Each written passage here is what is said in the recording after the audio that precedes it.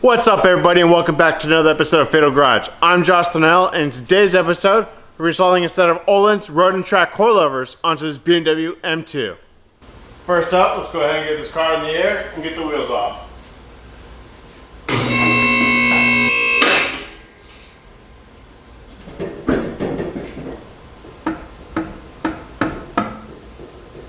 So before we get started into the car, let's go ahead and take out the Ohlins kit here.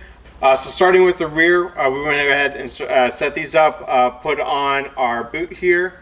What you want to do is the overall length here from the center of the eye on the bottom all the way to the top, that'll be 500 millimeters. And then for the rear as well, this space between this lock ring and the underside of this cap will be 40 millimeters for the M2 specifically. So as well, we went ahead with the Swift springs. So we're using a Swift 160 in the rear and a Swift 70 in the front.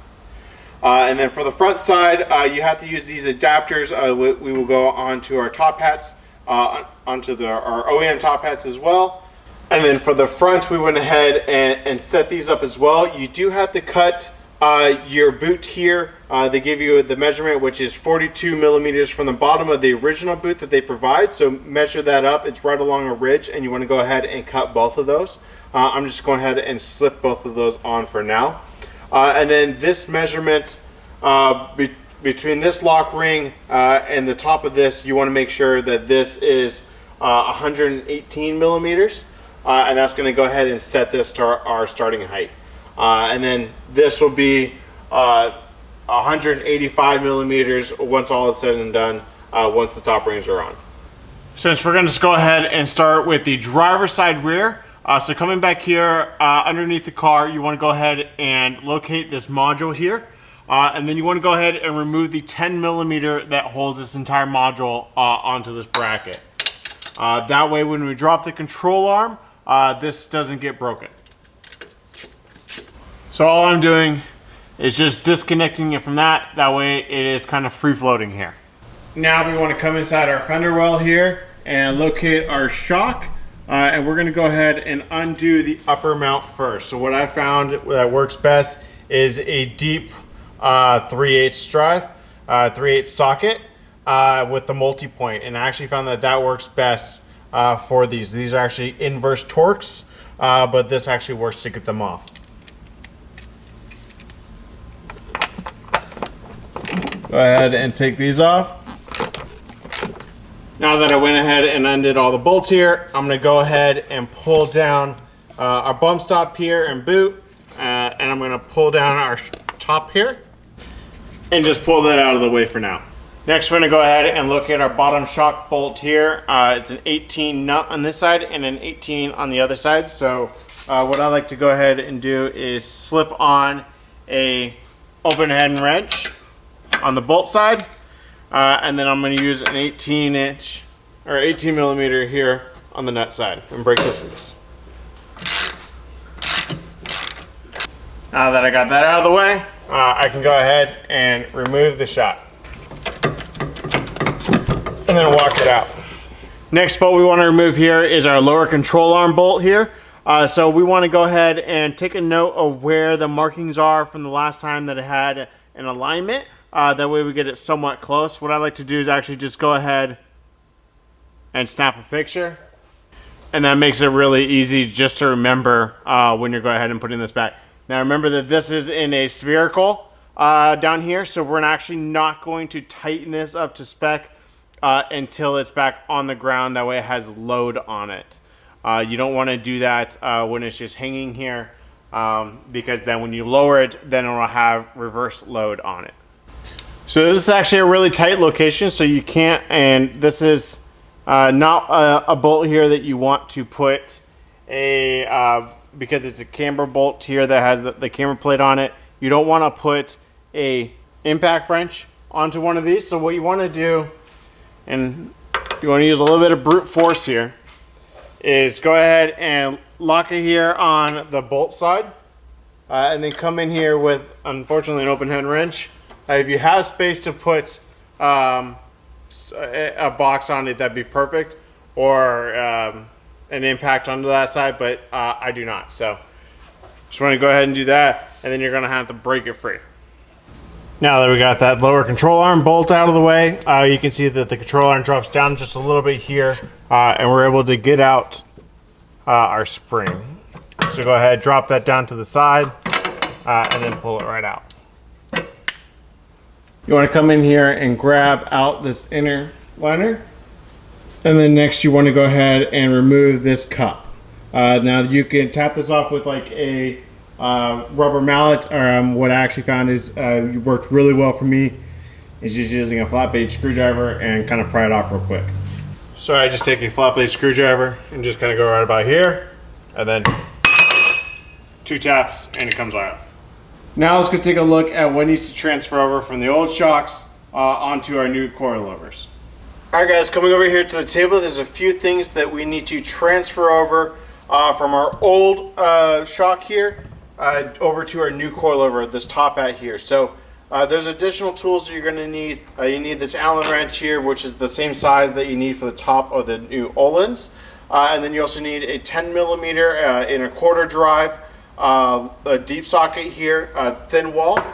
And then you also want a pass-through wrench if you have one. This is an 18 millimeter, and this is a Craftsman pass-through, helps really well. And then you also want a flat blade screwdriver here. So to start, we're going to go ahead and take our stock suspension. Go ahead and use a flat blade screwdriver or something to pry this cap up. And just kind of gently here. I like to go all around it and apply even pressure, that way it doesn't damage it. And set that to the side. Next, there's a gasket here. We want to set that to the side because we're going to reuse that as well. And then next you have this top nut, which is the 18 millimeter. And then the reason we have the pass-through is the inside here is a 10 millimeter. So you want to go ahead and slip your 18 millimeter on here, and then you're going to be able to slide the 10 millimeter right through. And then we're going to go ahead and undo this top nut.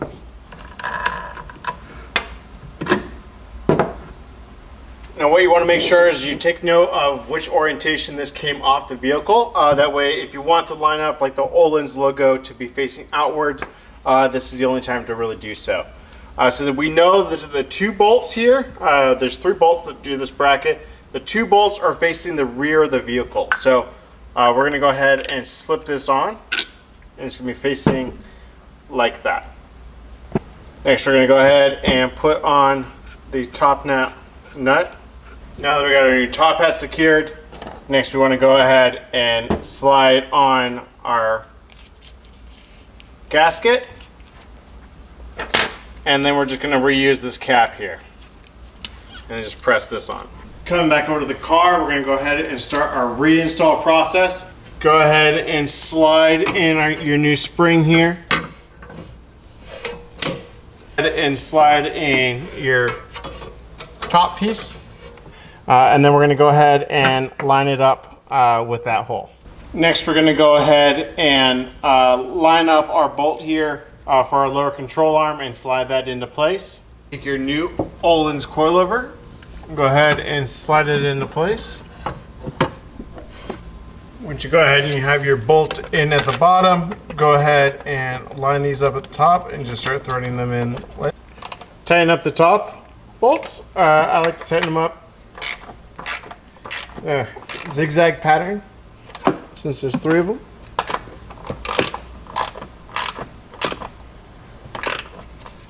And then tighten these to the desired spec. The last thing we want to do here on the rear is go ahead and reinstall our module here.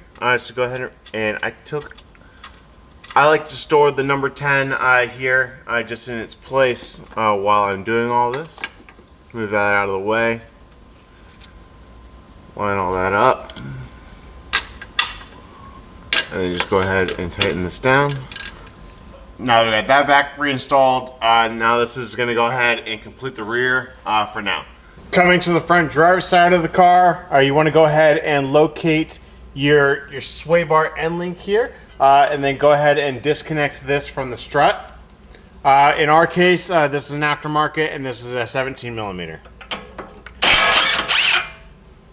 Now that we got that pushed through, go ahead and just push it over here to the side. Next, we want to come in here and locate our lower control arm. And we want to locate this bracket here that it attaches. So we don't want to break this, and we don't necessarily want to bolt it out of the way. We're just going to go ahead and undo this nut right here, which is a 10 millimeter on this side, and then to hold that nut, it is actually a 3/8 on the other side. So 10 millimeter and a 3/8. So we're going to go ahead and undo that here. And we're just going to pull that to the side, and then I'm just going to actually go ahead and put the nut back on it, just so I don't lose it. We're going to go ahead and pop the hood. Coming inside the engine bay, you want to go ahead and locate this panel that's up here. There will be 3 tabs here that you want to go ahead and undo that requires a 10 millimeter. You just twist it. I'm just going to do that by hand. And then also a clip right here. You just twist. It's about a 90-degree turn.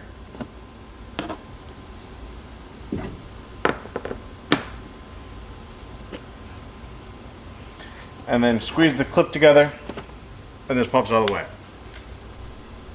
Go ahead and find your rubber boot here that basically covers your top hat. There is a clip here on this side and a clip on this side to go ahead and remove it completely. But we're actually just going to go ahead and undo the clip on this side. So you just want a little trim tool here. And then you're just going to pull up the rest of this. And then we're just going to push this out of the way for now. Go ahead and find your brace here that goes from the center of your chassis out to your strut tower here, or actually your top hat, more or less. And this is a reverse Torx bit, but we're actually going to use a multi-bit or a 12-point 14 millimeter, and that does the trick. Now we're going to go ahead and start loosening the 5 13 millimeters here. We're not going to take them all out. We're just going to start breaking them loose. And that'll leave these 2 here in place to hold up our strut as we go ahead and undo the rest of it in the wheel well. After that, I'll go ahead and remove one of these and then make the other one finger tight. That way I can remove it without having the strut drop once I remove the bottom. Locate your strut, your shock here, and locate your lower shock mount. This is a 16 millimeter, and there's a bolt here. So there's a bolt head on this end, and then there's a nut and a washer on the other side. So I'm going to go ahead and put a breaker bar end on this side just to hold it in place, and a ratchet on the other side. And we're going to go ahead and undo this bolt.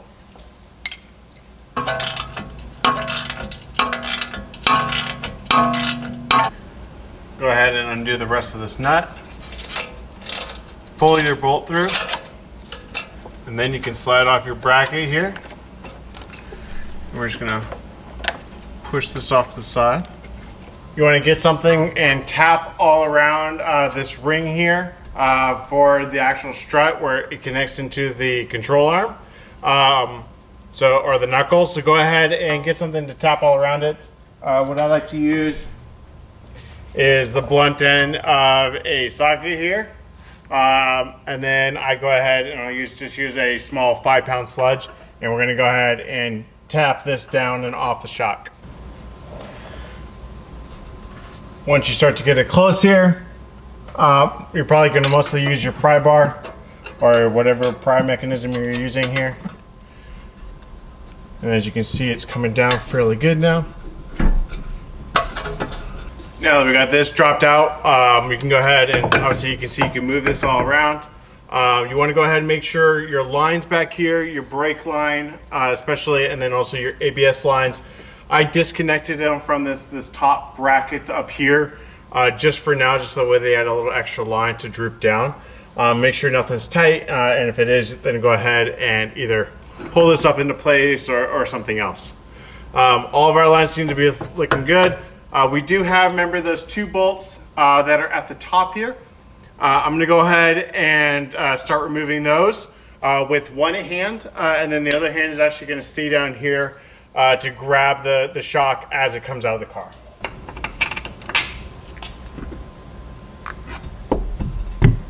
And then your stock one just pulls up and out of the way. Looking at our shocks on the table here, or actually the old shock and the new coilover.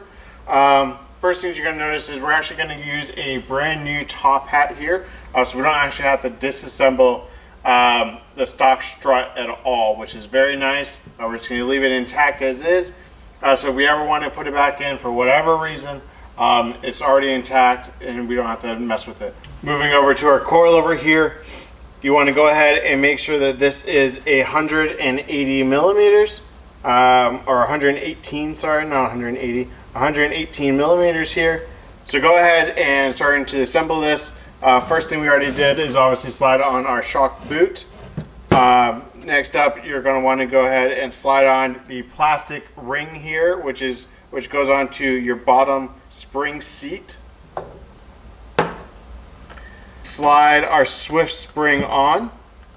Now we're going ahead, remember we're using a Swift 70 in the front and a Swift 160 in the rear.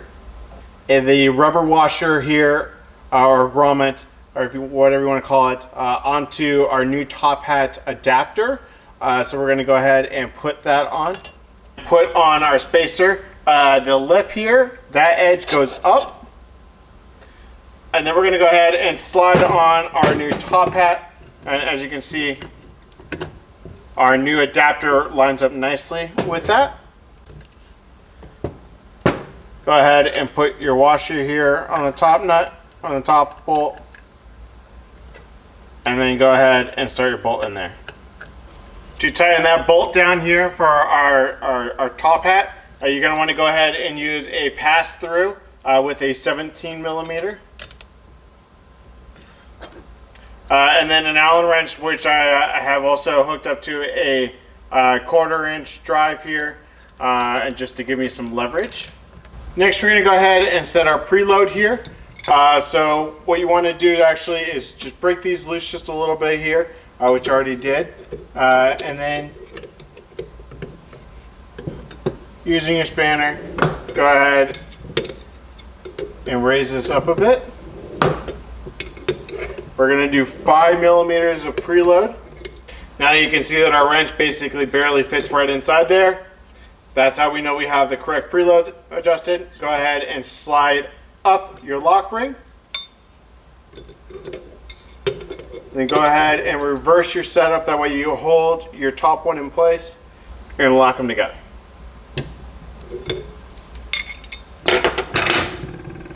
Now we have our preload set.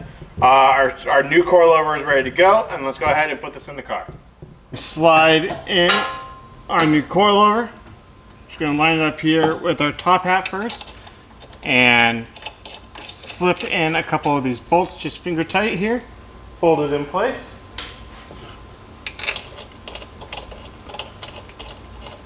You want to go ahead and make sure everything lines up great before you go ahead and tighten any of these down here. These are 13 millimeters. Go ahead and tighten these up in the star pattern. I like to start with this one here. And just go ahead and tighten up the inverse torques. Then we're just going to go ahead and put all of our plastic back on here and button up the top. Inside our wheel well here and line it up with our control arm here. And then you want to go ahead and lift it up, aligning it as best you can. And then what I like to do is go ahead and slip in our bolt here. Next one we're going to go ahead and do is put a jack on the bottom of our rotor here to compress press our assembly up here and line it up with the bottom of our height adjuster. That way we can go ahead and tighten our 18 millimeter down, and this will lock it in place. Next, we're going to go ahead and reattach this bracket here, which holds our brake wear sensor and an ABS sensor, as well as a bracket here that attaches for our brake line, our braided brake line here. So go ahead and reattach that bracket. It attaches to the same 16 millimeter nut here. I keep saying 18 millimeter, but it is a 16 millimeter. And then we're just going to go ahead and tighten this down. You might need to move these lines off of their little bracket here and just push them out of the way to be able to get a wrench here on that 16 millimeter. Next, we want to go ahead and reattach our sway bar end link here. And then tighten up your sway bar end link bolt. Our nut, ours here is a 17 millimeter. Last thing we're going to go on ahead and reinstall here on our driver's side is this sensor here that goes onto our controller. So just go ahead and pass that through. And then you want to go ahead and use a 3/8 wrench here on the flats, a 10 millimeter on the other side, and then go ahead and tighten this down. Now it's time to go ahead and put the wheels back on. The last thing we want on this car, we're going to go ahead and put on some new Mach-Schnell wheel spacers here. We're going to do a 5 millimeter here in the front and a 10 millimeter in the back. Now you want to make sure that the chamfered side here is facing the actual rotor because there is a chamfer here kind of on the rotor. So you want to make sure that the writing on this is facing outwards. Go ahead and line this up and push it on. Now with the 5 millimeters here in the front, we do lose a little bit of our hub centric, but we do still have some of it. In the 10 millimeters in the rear, it is an additional hub centric piece that sticks out, and it fits fabulously. Additionally, because we're doing spacers, the front we come with matching longer lug nuts here, our lug bolts, and then same with the rear, we're going to have longer lug bolts as well for that 10 millimeter spacer that we're going to have to use here.